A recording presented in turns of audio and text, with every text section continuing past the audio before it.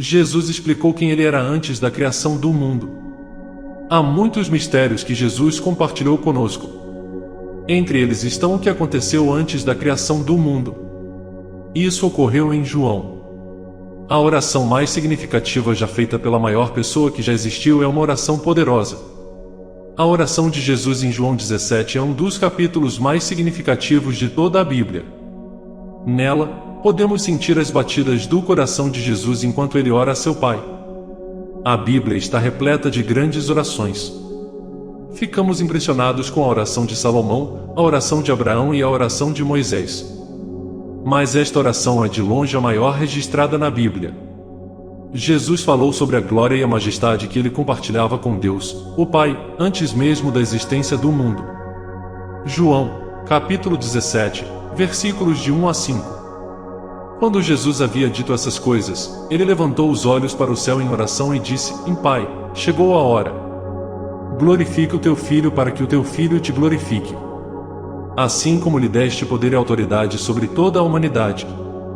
Agora, glorifica-o para que ele possa dar vida eterna a todos aqueles que lhe deste para serem seus, permanentemente para sempre.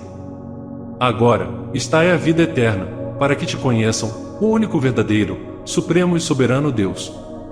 E da mesma maneira, conheçam Jesus como Cristo que tu disseste. Eu te glorifiquei aqui na terra ao completar a obra que me deste para fazer. Agora, Pai, glorifica-me junto contigo com a glória e a majestade que eu tinha contigo antes da existência do mundo. Antes da criação da terra, Deus estava lá, e Deus tinha majestade com o Filho. Gênesis contém inúmeros começos, incluindo a criação do homem e de outras criaturas. Mas está claro que Deus não começa aqui. Deus estava presente no início da Bíblia, e está escrito que ele estava presente quando o universo foi criado. Antes da existência de nosso universo, tinha que haver algo ou alguém eterno. E a Bíblia deixa claro que essa pessoa é Deus. A Escritura realmente nos mostra isso em vários versículos ao longo das Escrituras. A Bíblia ensina que Deus é incriado e eterno em seu ser, ou seja, ele sempre existiu e sempre existirá. Em Gênesis, capítulo 1, o L singular é substituído pelo plural Elohim, que significa três ou mais deuses. Como resultado, a primeira frase da Bíblia, Gênesis, usa um substantivo no plural com um verbo no singular. Poder-se-ia argumentar que é gramaticalmente incorreto, mas teologicamente correto, o que implica que Deus é três em um. A verdadeira oração muitas vezes revela o íntimo de uma pessoa. João 17 é uma oportunidade única de ver a natureza e o coração de Jesus. Nesta oração, Jesus tocará muitos dos temas desenvolvidos neste Evangelho: glória, glorificar, cheiro, acreditar no mundo, amor. Jesus pede para ser glorificado. Pai, chegou a hora. Glorifica o teu Filho para que o teu Filho também possa te glorificar. Antes de Jesus, a hora da glorificação ainda não havia chegado. Como a hora chegou. Jesus orou primeiro por si mesmo, mas sua súplica não foi egoísta. Sua preocupação consigo mesmo era uma preocupação pela glória do Pai. O Filho só pode glorificar o Pai se o Pai primeiro atender à oração do Filho. Glorifica o teu Filho. Jesus não esperou até o seu trabalho na cruz para glorificar a Deus. O Pai, toda a sua vida, glorificou a Deus na terra. Jesus glorificou o Pai por toda a sua vida, desde a sua circuncisão e dedicação no templo, até seus anos de obediência silenciosa em Nazaré.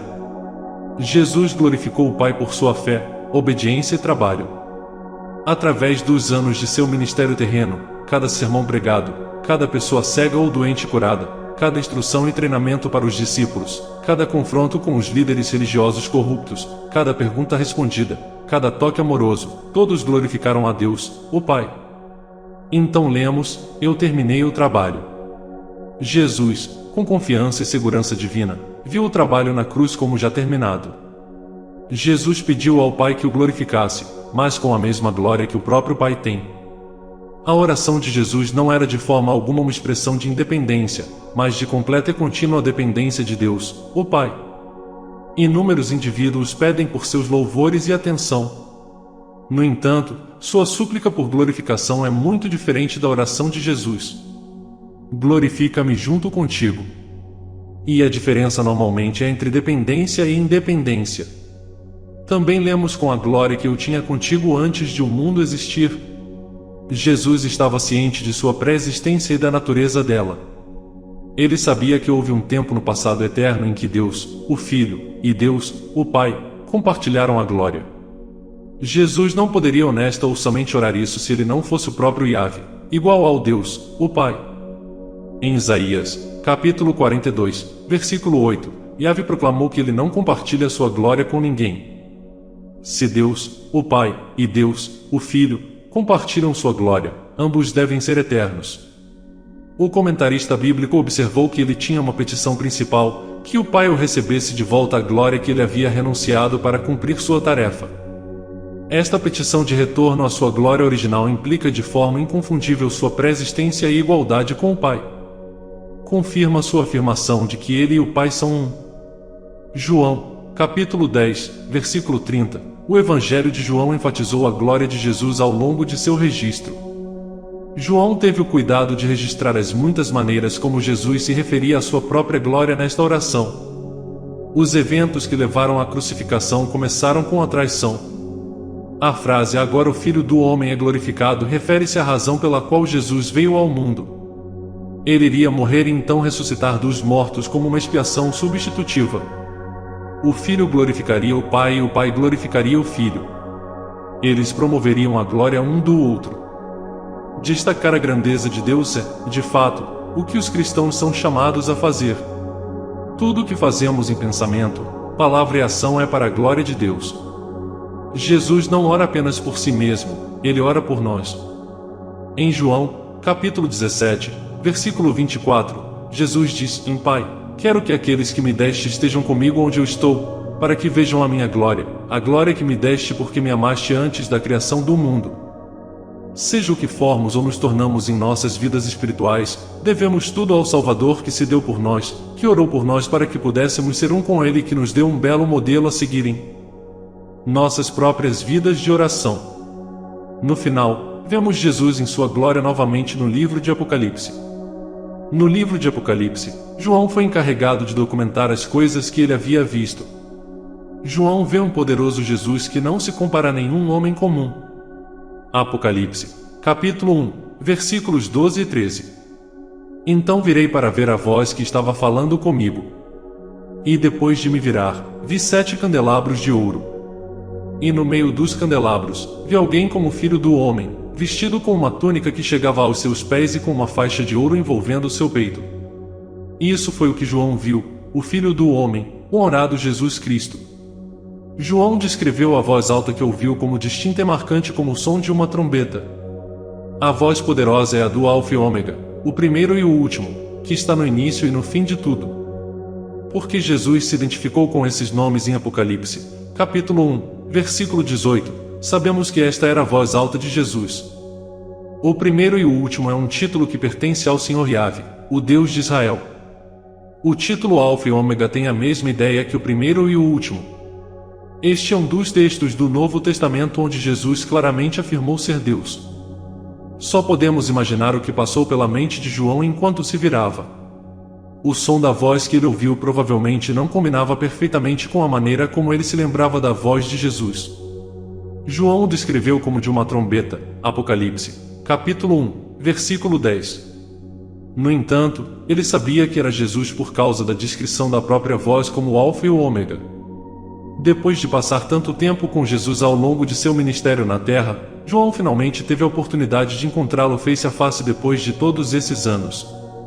A túnica e a faixa podem evocar imagens do sumo sacerdote da Bíblia, e também podem implicar que Jesus é o sumo sacerdote de seu povo. A única outra ocorrência de faixas em Apocalipse é no capítulo 15, versículo 6, também dourada, onde há uma imagem sacerdotal para anjos no templo celestial. Assim, Jesus aparece não apenas como rei, mas como sacerdote, uma combinação de imagens que se tornaram familiares para o povo judeu no período macabeu. João então continua: sua cabeça e seus cabelos eram brancos, como lã branca, brilhando branco como a neve. E seus olhos, que tudo viam, cintilavam como uma chama de fogo penetrando em meu ser. Seus pés eram como bronze branco polido, bronze quente, refinado em uma fornalha. e sua voz era poderosa, como o som de muitas águas. Apocalipse, capítulo 1, versículos 14 e 15. Esta descrição de seus olhos é semelhante à narrativa que temos de um anjo no livro de Daniel. Daniel, capítulo 10, versículo 6. Seu corpo também era como berilo com um brilho dourado. Seu rosto tinha a aparência de relâmpagos. Seus olhos eram como tochas ardentes.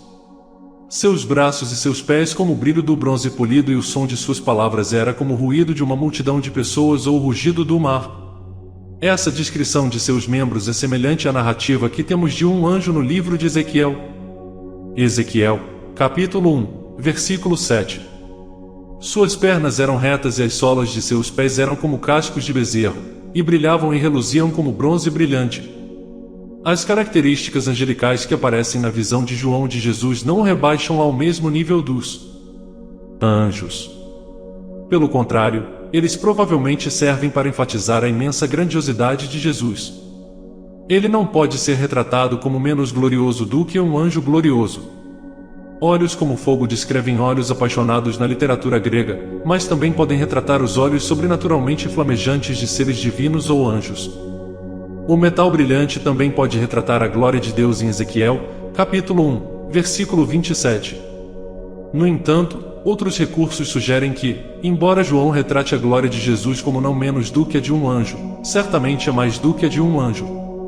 O rosto de Jesus também brilha como o sol. Os textos gregos retratam às vezes as divindades brilhando como o sol ou relâmpagos. Os textos judaicos fizeram o mesmo para os anjos e outros, mas também para Deus mesmo. João continua em Apocalipse, capítulo 1, versículo 16, e em sua mão direita, ele segurava 7 estrelas e de sua boca saía uma afiada espada de 2 gumes de julgamento. E seu rosto refletia sua majestade e a glória da Shequina, como o sol brilhando em todo o seu poder ao meio-dia. Apocalipse, capítulo 1, versículo 17, e quando vi, caí a seus pés como se estivesse morto. E ele colocou a mão direita sobre mim e disse, e não tenha medo. Eu sou o primeiro e o último, a divindade absoluta, o Filho de Deus. Mesmo sendo um apóstolo que conheceu Jesus enquanto ele estava na terra, João foi surpreendido com admiração ao ver essa incrível visão. Mesmo os 3 anos que João passou na terra com Jesus não o prepararam adequadamente para o momento em que Jesus apareceu a ele em sua majestade celestial. Naquele momento, João percebeu o poder divino e a majestade que Jesus abdicou enquanto vivia nesta terra. A Filipenses, capítulo 2, versículo 7, mas se esvaziou sem renunciar ou diminuir sua divindade, mas apenas temporariamente abrindo mão da expressão exterior da igualdade divina e de sua dignidade legítima. Ao assumir a forma de um servo e ser feito à semelhança dos homens, ele se tornou completamente humano, mas sem pecado, sendo totalmente Deus e totalmente homem. Neste momento, João sabia que era um milagre que Jesus pudesse ocultar sua glória e autoridade enquanto caminhava nesta terra. Apocalipse, capítulo 1, versículo 18. E o que vive, e fui morto, mas veja, estou vivo para todo sempre e tenho as chaves do controle absoluto e da vitória sobre a morte e o Hades, o reino dos mortos. Jesus é aquele que viveu e foi morto e está vivo para sempre. Ele possui credenciais de ressurreição e vive para nunca morrer novamente. A vitória que Jesus alcançou sobre o pecado e a morte foi eterna. Ele não ressuscitou dos mortos apenas para morrer novamente. Jesus é o único que possui as chaves do Hades e da morte. Alguns acreditam que o diabo tem a autoridade ou o poder para decidir quem vive e quem morre. Eles estão obviamente enganados, porque apenas Jesus tem as chaves do Hades e da morte. Em sua forma original, o Apocalipse era conhecido em grego antigo como Apocalipsis, Apocalipse. A palavra significa uma revelação e desvendamento. O livro do Apocalipse é uma revelação de Jesus Cristo no sentido de que pertence a Ele. Ele é quem está fazendo a revelação. Jesus é a pessoa sobre a qual o livro nos fala. Por que precisamos de uma revelação de Jesus? O grande defeito de muitos professores é que Cristo é para eles um personagem no papel, certamente mais do que um mito, mas ainda assim uma pessoa do passado distante, uma personagem histórica que viveu há muitos anos e fez ações admiráveis pelas quais somos salvos, mas que estava longe de ser uma realidade viva, presente e brilhante. Spurgeon escreveu, em que Deus lhe deu para mostrar a seus servos. Este é um motivo significativo pelo qual Deus escolheu revelar essa informação sobre Jesus Cristo à humanidade. Ele deu isso para mostrar a seus servos. Deus revelou essa informação para que pudesse ser compartilhada com outros e não mantida em segredo. Isso é um apocalipse, uma revelação, não um apócrifo, algo escondido. O livro do Apocalipse é um livro de profecia preditiva. Faz previsões sobre coisas que acontecerão no futuro, ou pelo menos no futuro em relação ao período em que foi escrito. Embora nem toda profecia possa ser considerada preditiva, é abundantemente evidente que este texto profético é.